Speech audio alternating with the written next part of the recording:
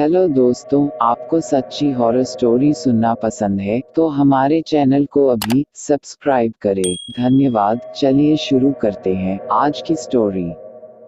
दोस्तों, आंखें बंद करके ऑडियो सुने और इमेजिन करें।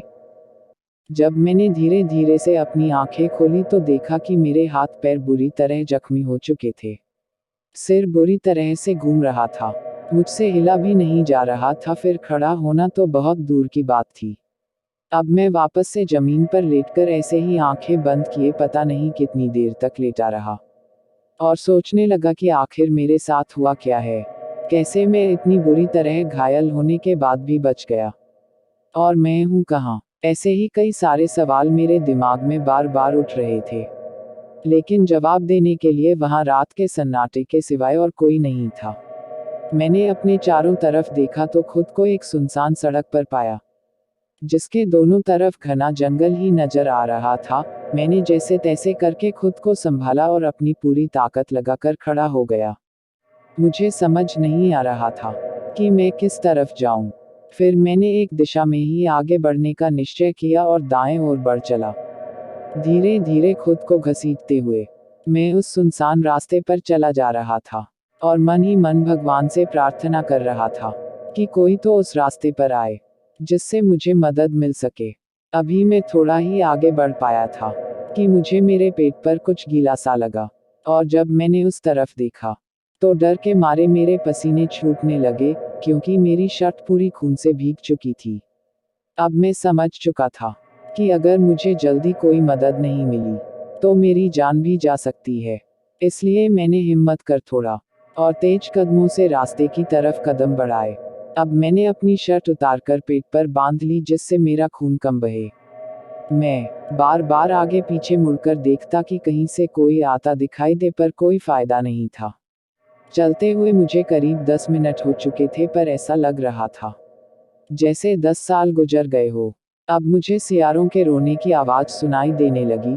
मुझे लगा कि कहीं मैं गलत रास्ते पर तो नहीं आ गया, पर मैं अब वापस भी तो नहीं जा सकता था, क्योंकि मेरे शरीर में ताकत ही नहीं बची थी फिर से लौटने की। मैं बस भगवान का नाम लेते हुए आगे बढ़ने लगा। मैं अभी थोड़ा आगे बढ़ा ही था कि देखा थोड़ी दूर एक झोपड़ी है। अब मेरी जान में जान आई कि मुझे यहाँ से कोई ना कोई मदद मिल ही जाएगी। मारे खुशी के तो जैसे मेरे पैरों में जान आ गई और मैं फटाफट झोपड़ी की ओर बढ़ चला। जब मैं वहां पहुंचा तो देखा एक महिला बैठी हुई चूल्हे पर खाना पका रही है। मैं उससे थोड़ा दूर ही खड़ा हो गया, इससे पहले कि मैं कुछ उसे मेरे होने का एहसास हो गया। उसने सिर उठाकर मेरी तरफ देखा तो पहले तो थोड़ा सोच में पड़ गई, फिर थोड़ा मुस्कुराते हुए बोली, कहो बाबू, कहाँ से आए हो? मैं आपकी क्या मदद कर सकती हूँ? कहते हुए उसने मुझे पास ही में रखी चारपाई पर बैठने के लिए इशारा किया। मैं वहां बैठ थोड़ा सुस्ताकर बताने लगा कि मैं रायगढ़ का रहने वाला हूँ। मैं घर जा रहा था कि तभी मेरा एक्सीडेंट हो गया, और फिर क्या हुआ मुझे कुछ भी याद नहीं। मुझे तो यह भी नहीं पता कि यह जगह कौन सी है और यहाँ पहुंचा कैसे। आप देख ही रही है कि मुझे बहुत चोट लगी है। मेरी मदद करें, कृपया करें।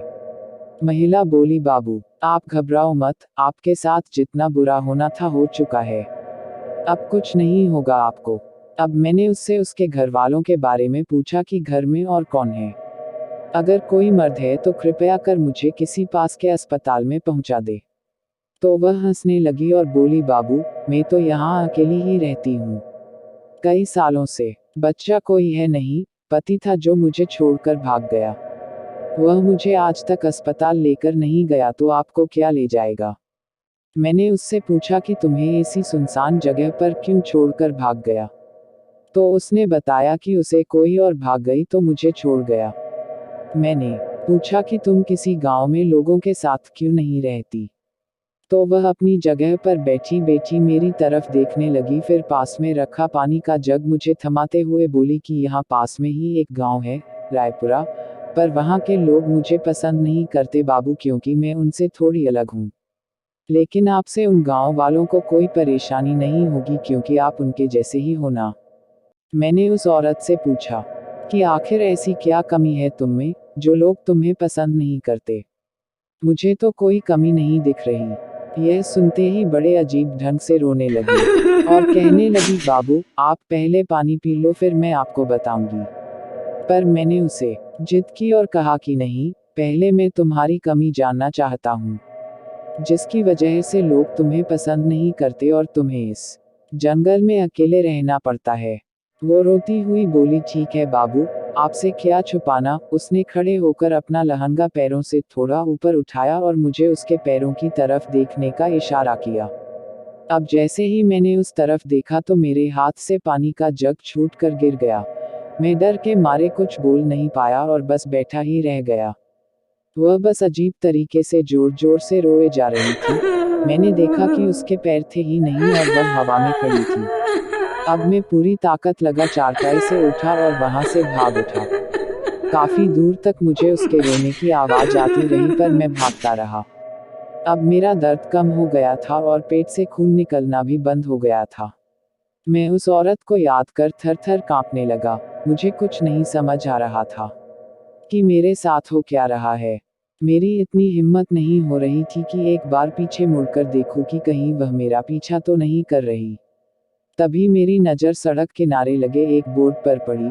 उस पर कुछ लिखा था, पर अंधेरे की वजह से कुछ दिखाई नहीं दिया। लेकिन जब मैंने पास जाकर उस बोर्ड पर लिखा रायपुरा पढ़ा तो मुझे एक उम्मीद दिखाई दी। और उस अजीब औरत ने भी तो बताया था कि वहाँ के लोग उसके जैसे नहीं हैं।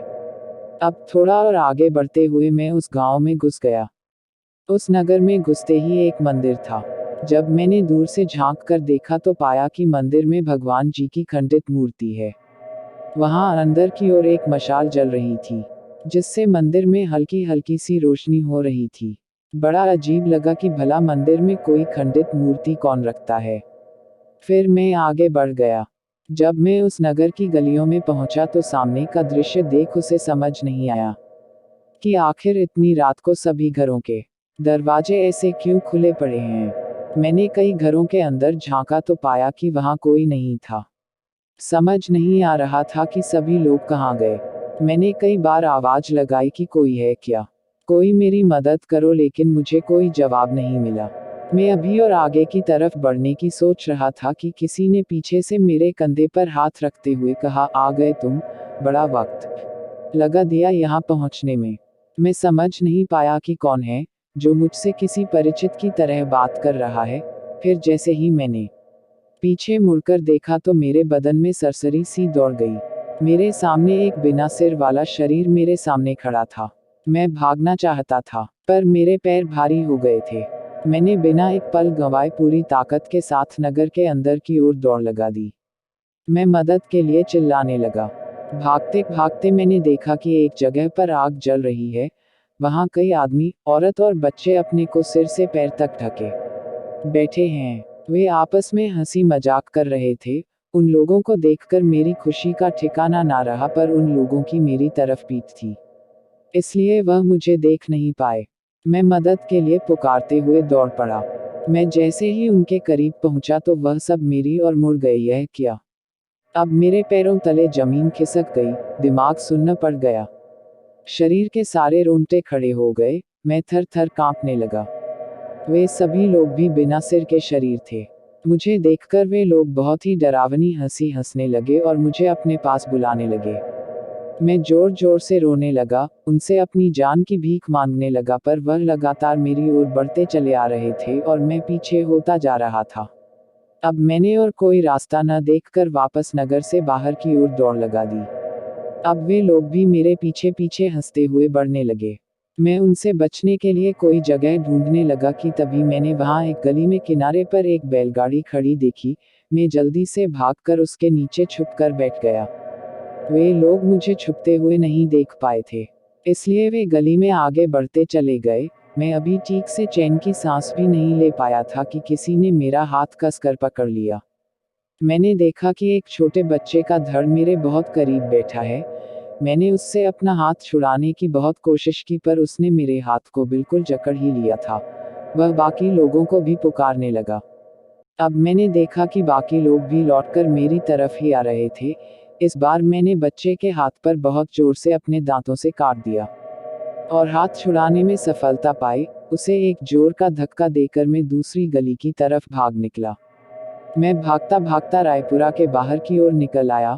मुझे कुछ समझ नहीं आ रहा था कि किधर जाऊं। तभी मुझे उस पुराने मंदिर की याद आई और मैंने अपने चारों ओर देखा कि कहीं वह लोग मेरे आसपास तो नहीं है।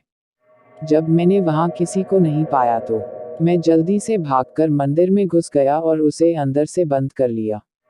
मैं बहुत थक चुका था और मेरी सांसें भी फूल रही थी। लड़खड़ाते हुए कदमों से मैं उस बड़ी सी खंडित मूर्ति के पीछे छुप कर बैठ गया कि तभी मुझे उन लोगों की आवाजें सुनाई दी। वे मुझे पुकार रहे थे और मुझे उनके सामने आने के लिए कह रहे थे। मैं बहुत ज्यादा डरा हुआ था। वे लोग मेरी मौत बनकर मेरे आसपास मंडरा रहे थे। अब मेरा बस यही एक मंदिर सहारा था, क्योंकि मुझे विश्वास था कि वह बुरी आत्माएं यहाँ मंदिर में नहीं आ पाएंगे। मैं अब सुबह होने का और उन लोगों के जाने का इंतजार करने लगा। मेरी आंखों के सामने आज रात की पूरी घटना घूमने लगी। मैं अब तक नहीं समझ पा रहा था कि मेरे साथ ऐसा हो क्या रहा है। यह मेरी सबसे बड़ी उलझन थी कि जब इन लोगों के सिर ही नहीं है, तो फिर यह कैसे बोल पा रहे हैं, मुझे कैसे देख पा रहे हैं, आखिर यह कैसे मुमकिन है। यह सब सोचते हुए मेरी आंख कब लग गई, पता ही नहीं चला। थोड़ी देर बाद एक जोर की आवाज से मेरी आंखें खुल गई। अब वो लोग मंदिर के बाहर दरवाजे को धक्का देकर खोलने की कोशिश कर रहे थे।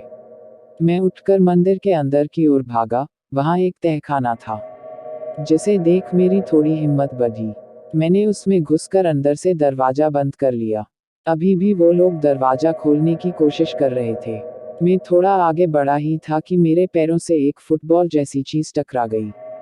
अंधेरे की वजह से मुझे कुछ दिखा नहीं। मैं फिर से दरवाजा खोलकर वापस आया और बाहर मंदिर में जलती मशाल को लेकर वापस तहखाने में अंदर आ गया कि अगर वो लोग अंदर आ जाए तो अंधेरे में मुझे ढूंढ ना पाए। अब मैं मशाल से तहखाने के अंदर की दशा देखने लगा तो पाया कि एक तरफ कोने में शीशे के टुकड़े पड़े हैं। फिर जब मैंने दूसरी ओर देखा तो मेरा खून शरीर में जैसे जम सा गया। मेरे सामने लोगों के कटे हुए सिरों का ढेर लगा हुआ था, जिनमें बच्चों के भी सिर थे। मेरी निगाह एक कोने में पड़े हुए सिर पर पड़ी। शायद यह वही सिर था जो अंधेरे में मेरे पैर से टकराया था।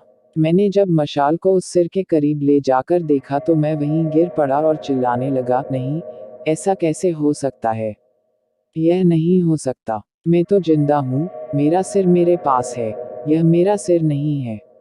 अब मैं फटाफट उठा और पास में पड़े शीशे के टुकड़ों में से एक बड़ा सा टुकड़ा उठाया और अपना चेहरा देखने लगा, लेकिन मुझे कुछ दिखाई नहीं दिया। मेरा सिर्फ मेरे शरीर था पर सिर नहीं था। अब मैं बस जोर जोर से रोए जा रहा था। मेरे आंसू लगातार बहे जा रहे थे। मुझे कुछ समझ नहीं आ रहा था। मैं जोर जोर से पागलों की तरह चिल्लाने लगा कि तभी किसी ने मुझे पकड़कर जोर से हिलाया कि अचानक से मेरी आंखें खुल गई। मैंने देखा कि मैं अपने कमरे में बिस्तर पर लेटा हूँ। मेरा चेहरा आंसुओं से बुरी तरह भीगा हुआ है और मेरी बीवी मुझे जगा रही है। मैंने फौरन शीशे में जाकर अपने शरीर को देखा तो पाया कि मैं बिल्कुल ठीक हूँ। मेरी बीवी बार बार मुझसे पूछ रही थी कि तुम सोते हुए इतना जोर से क्यों चीख रहे थे और तुम रो क्यों रहे थे। अब मुझे एहसास हुआ कि वह तो बस एक बुरा सपना था और मैंने भगवान को धन्यवाद दिया। फिर अपनी बीवी को अपना सपना सुनाया तो वह बोली कि तुम भी बड़ी अजीब हो, रातों में हॉरर शो देखोगे तो ऐसे डरावने सपने आएंगे ही। मैंने तभी कसम खा ली कि आज के बाद रात तो क्या, मैं दिन में भी हॉरर शो नहीं देखूंगा। मेरी बात सुनकर मेरी बीवी हंसते हुए किचन में चली गई। तभी मेरी नज़र मेरे हाथ पर पड़ी। मैंने देखा कि मेरे हाथ पर कुछ निशान सा है, ऐसा निशान जैसे किसी बच्चे ने मेरे हाथ को कस के पकड़ा हो। तभी मुझे याद आया, सपने में बैलगाड़ी के नीचे छुपते वक्त उस बिना सिर के बच्चे ने मेरा यही हाथ पकड़ा था। अगर वह सपना था तो फिर मेरे हाथ पर यह निशान कैसे? आखिर सच क्या था? वीडियो में दिखाए गए कहानियों में किसी भी प्रकार के अंधविश्वास को बढ़ावा देना नहीं है। यह वीडियो सिर्फ मनोरंजन के लिए बनाई गई है। दोस्तों, आपको वीडियो अच्छी लगी है तो लाइक, कमेंट और शेयर करो। Thank you for watching video.